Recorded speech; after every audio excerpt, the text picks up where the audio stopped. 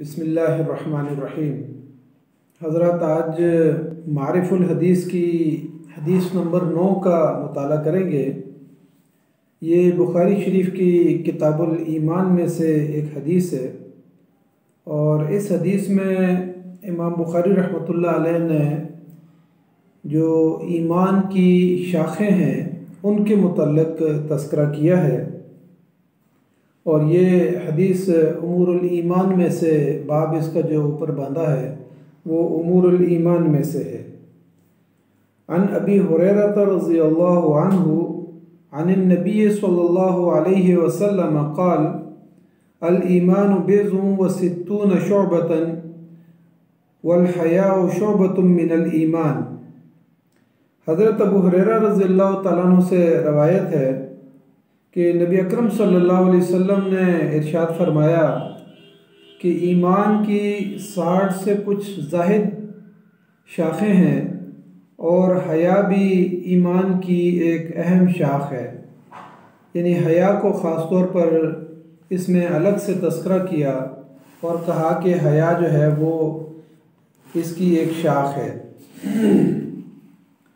इस्लाम की इस हदीस से पिछली हदीस में हमने मुताला किया कि इस्लाम की कुछ बुनियादों का तज़किरा किया और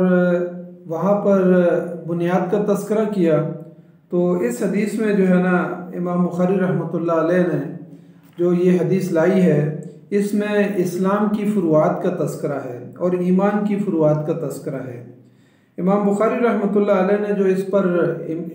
उन्वान बांधा वो उमूर ईमान में से है कि यानी उमूर ईमान में कौन कौन सी शाखें हैं और कौन कौन से उसके शोबे हैं, ताकि ये बताया जा सके कि इस्लाम सिर्फ़ उन 5 चीज़ों में मुनहसर नहीं है जो गुज़िश्ता अहादीस के अंदर गुज़र गई हैं, बल्कि बहुत सारे आमाल जो हैं वो उमूर ईमान के अंदर दाखिल हैं। और ख़ास तौर पर उन्होंने ये तज़किरा किया कि अवामिर और नवाही सारे के सारे जो हैं जिनका अल्लाह ताला ने हुक्म दिया, नबी सल्लल्लाहु अलैहि वसल्लम ने हुक्म दिया और जिन कामों से अहले ईमान को मना किया, तो दरअसल ये सारी की सारी चीज़ें इस्लाम में और ईमान में दाखिल हैं। इमाम बुखारी रहमतुल्लाह अलैह ने अपने मुद्दा को साबित करने के लिए इस उन्वान के नीचे 2 बड़ी आयत का तज़किरा किया। एक आयतुल बिर कहलाती है जो सूरह बकरा के अंदर है, तो वहाँ पर जो है ना उसका आगाज़ जो होता है लैसल बिर्रा अन तुवल्लू वुजूहकुम क़िबल अल-मशरिक़ वल मग़रिब से हुआ, और दूसरी आयत जो वो लेकर आए वो सूरह मोमिनून की इब्तदाई आयत लेकर आए क़द अफ़लहल मुमिनून से। तो यहाँ पर अहले ईमान की जो है सिफ़ात को बयान किया गया। तो आयतुल बिर के अंदर भी जो है ना यानी पूरी तफसील है कि नेकी की हकीकत क्या है। उसमें कुछ अकायद के साथ ताल्लुक़ रखती हैं, कुछ इंसान की मालियात के साथ ताल्लुक़ रखती हैं और कुछ इंसान की अखलाकियात के साथ ताल्लुक़ रखती हैं। हज़रत अबू ज़र रज़ियल्लाहु तआला अन्हु के बारे में आता है कि उन्होंने नबी सल्लल्लाहु अलैहि वसल्लम से ईमान के मुतालिक पूछा और सवाल किया, तो आप सल्लल्लाहु अलैहि वसल्लम ने उसके जवाब में ये आयतुल बिर तिलावत की कि ये हकीकत में ईमान है। आयतुल बिर की तफसीलात को देखा जाए तो वहाँ इंसानी कमालात के 3 बड़े शोबों का तज़किरा हुआ। एक शोबा तो ये है कि इंसान के अकायद, यानी इंसान के अकायद दुरुस्त होने चाहिए। तो मन आमन बिल्लाहि वल यौमिल आखिर से जो है ना यहाँ से आगे जो है वो इंसान की ईमानियात का तज़किरा किया और उसके अकायद का तज़किरा किया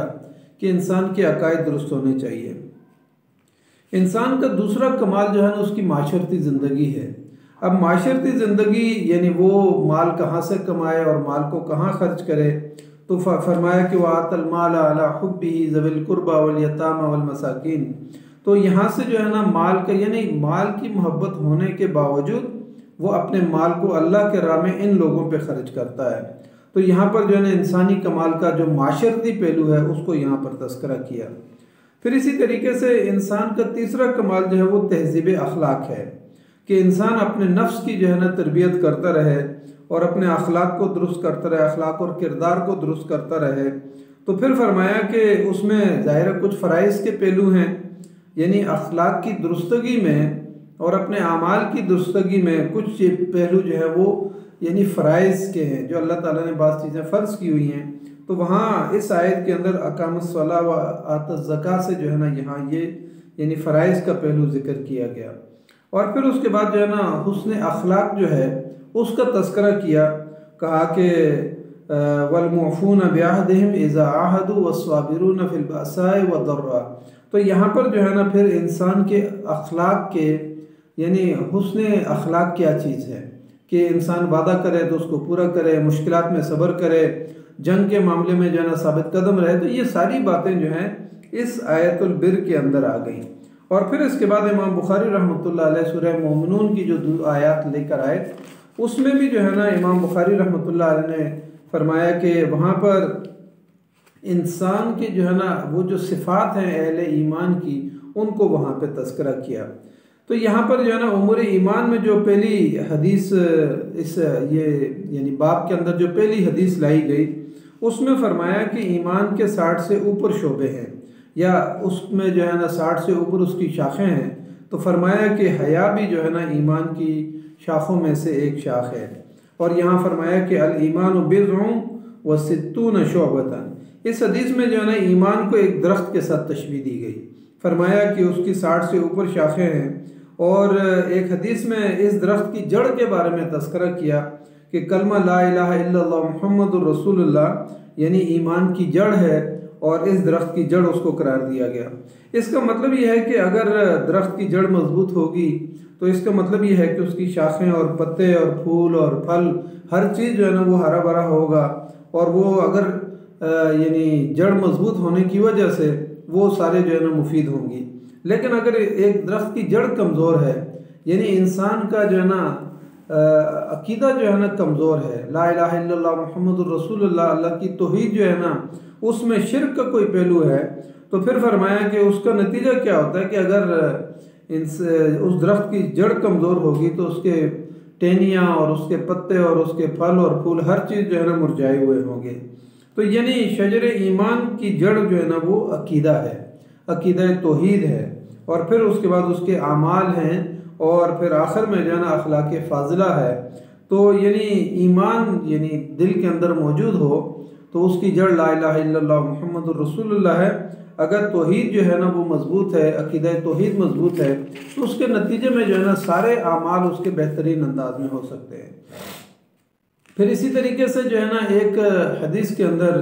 جو یعنی ایمان کی یہ جو شاخیں ہیں اس میں لا الہ الا اللہ محمد الرسول اللہ کو جو ہے وہ سب سے اعلیٰ جو ہے نا وہ یعنی قرار دیا گیا۔ اور پھر اسی طریقے سے جو ایمان کی جو ادنی ترین جو شاخ ہے اس کو جو ہے نا کہا کہ وہ یہ ہے کہ راستے میں سے کوئی چیز پڑی ہوئی ہو، ایک انسان اس کو جو ہے نا اینٹ ہے، پتھر ہے یا کانٹے ہیں، ان کو راستے سے ہٹا دیتا ہے، جو انسانوں کو تکلیف دینے والی چیز ہے، تو یہ بھی ایمان کے حصوں میں سے ایک حصہ ہے۔ اس حدیث میں فرمایا کہ الایمان بضع وستون شعبۃ، کہ ایمان کی جو ہے نا 60 سے زیادہ شاخیں ہیں۔ تو امام ابن حبان رضی اللہ رحمۃ اللہ علیہ فرماتے ہیں کہ میں نے ایک دفعہ اس حدیث کے مطابق اس کے مطلب کو سمجھنے کی کوشش کی، اور میں نے حدیث میں سے جو ہے نا یعنی جتنی چیزیں بھی نیکی کی بیان ہوئی ہیں تو میں نے ان کو جو ہے نا گننا شروع کیا۔ تو جب میں نے ان کو اکٹھا کیا تو ان کی تعداد جو اس حدیث کے اندر بیان ہوئی اس سے کم تھی۔ پھر وہ کہتے ہیں کہ میں نے یعنی قرآن کے اندر سے جو ہے وہ سارے اعمال جن کے اوپر لفظ ایمان کا تذکرہ ہوا ہے تو میں نے ان کو گننا شروع کیا، تو پھر اس کی تعداد بھی جو ہے جو اس حدیث کے اندر بیان ہوئی ہے وہ کم تھی۔ پھر وہ کہتے ہیں کہ میں نے وہ تمام نیکیاں اور جن کے ساتھ ایمان کا تذکرہ ہوا ہے، قرآن اور حدیث دونوں میں سے جب ان کو میں نے جمع کیا اور اس میں سے مقررات اور جو مقرر چیزیں تھیں ان کو حذف کیا، تو یہ تعداد جو ہے 69 کے قریب پہنچ گئی، 69 ہو گئی۔ حافظ ابن حجر اسقلانی رحمۃ اللہ علیہ نے فرمایا کہ امور ایمان کو جو ہے نا اعمال انہوں نے جو ہے نا تقسیم کیا کہ یہ اعمال جو ہیں، انہوں نے کہا کہ کچھ جو ہے نا اعمال قلب ہیں،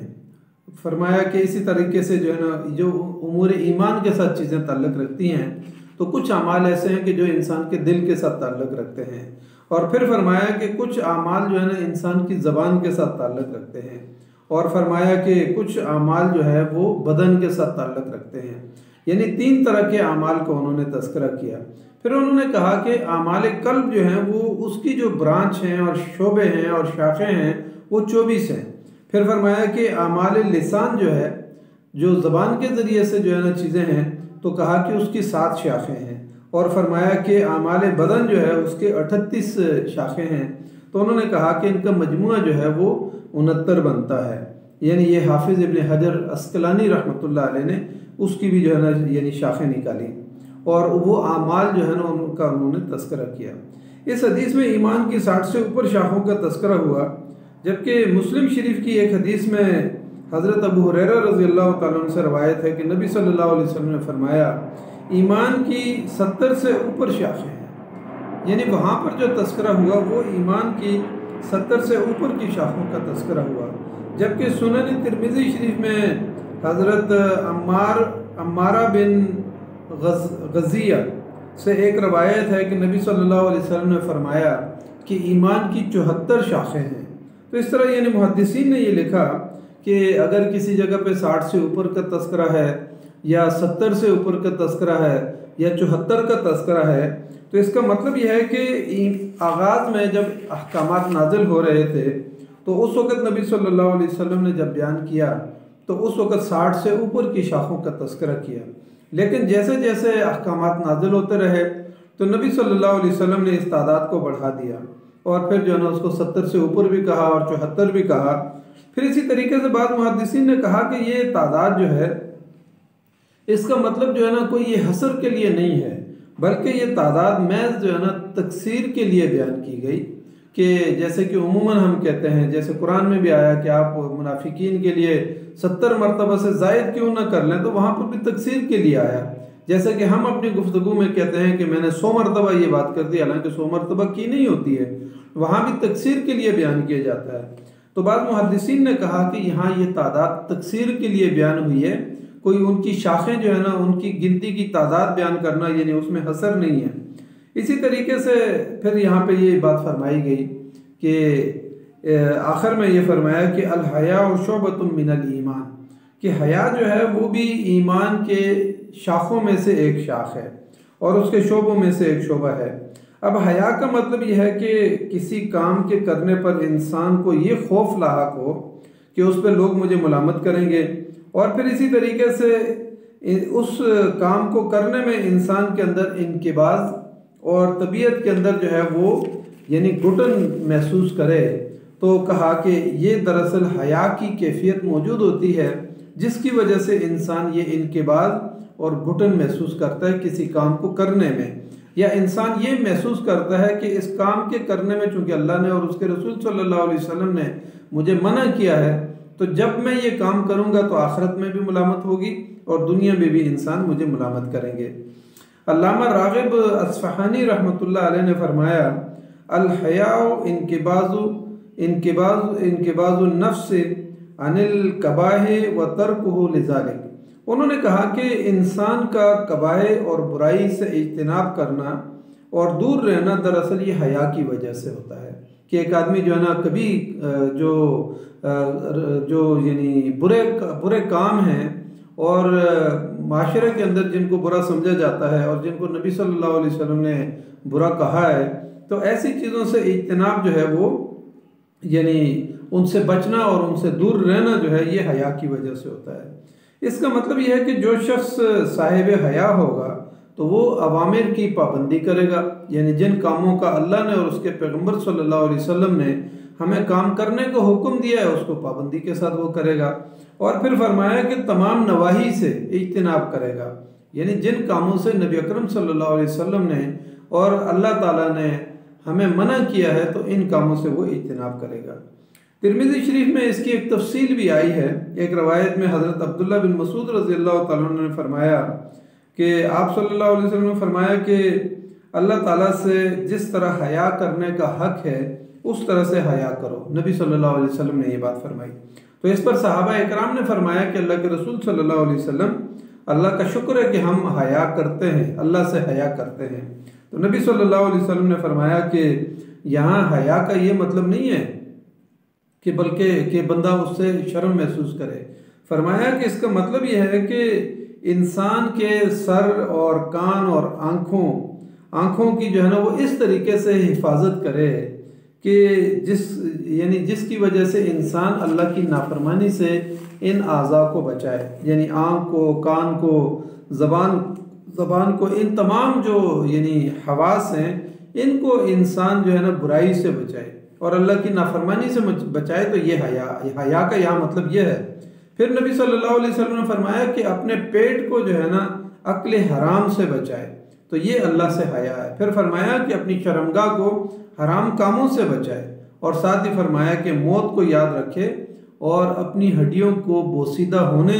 والے مرحلے کو جو ہے نا وہ یاد رکھے کہ انسان کے جسم کی تر و تازگی جو ہے نا یہ باقی نہیں رہے گی، بلکہ یہ ہڈیاں بوسیدہ ہو جائیں گی۔ تو فرمایا کہ جو آدمی اپنی آخرت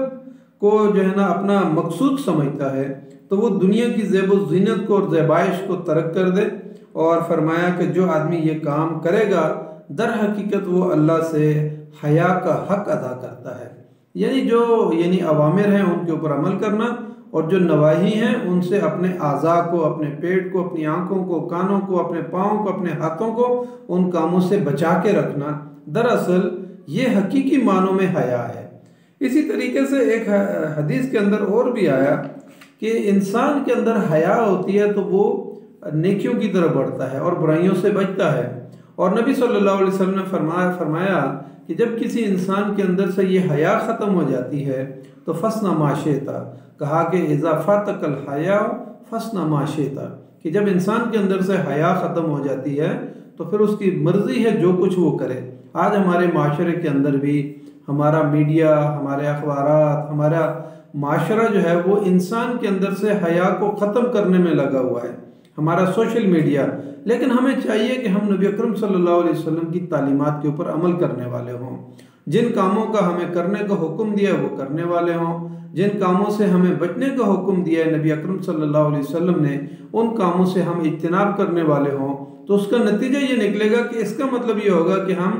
صحیح معنوں میں اللہ سے حیا کرنے والے ہیں، انسانوں سے حیا کرنے والے ہیں، نبی اکرم صلی اللہ علیہ وسلم سے حیا کرنے والے ہیں، کیونکہ ہم سب کو مر کے اللہ کے پاس جانا ہے۔ اس لیے ضرورت اس بات کی ہے کہ نبی اکرم صلی اللہ علیہ وسلم کی تعلیمات کے اوپر عمل کریں، اور پھر اس حیا کا جو اعلیٰ درجہ ہے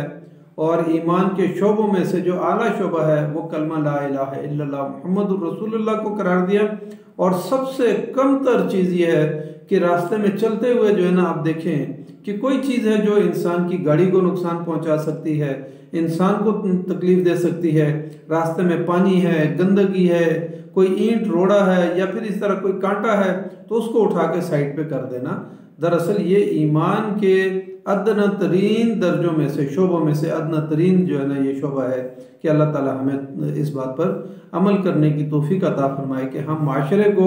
نبی اکرم صلی اللہ علیہ وسلم کی تعلیمات کے مطابق ڈھالنے کی کوشش کریں، اپنے گھروں کو، اپنے خاندانوں کو ان کی ایسی تربیت کریں کہ جس کے ذریعے سے ہم سب، ہمارا پورا معاشرہ، ہماری پوری اسٹیٹ، ہماری پوری قوم نیکیوں کی طرف بڑھنے والی ہو۔ اللہ تعالیٰ مجھے اور آپ کو ان باتوں پر عمل کرنے کی توفیق عطا فرمائے۔ جزاک اللہ خیر۔ السلام علیکم ورحمۃ اللہ وبرکاتہ۔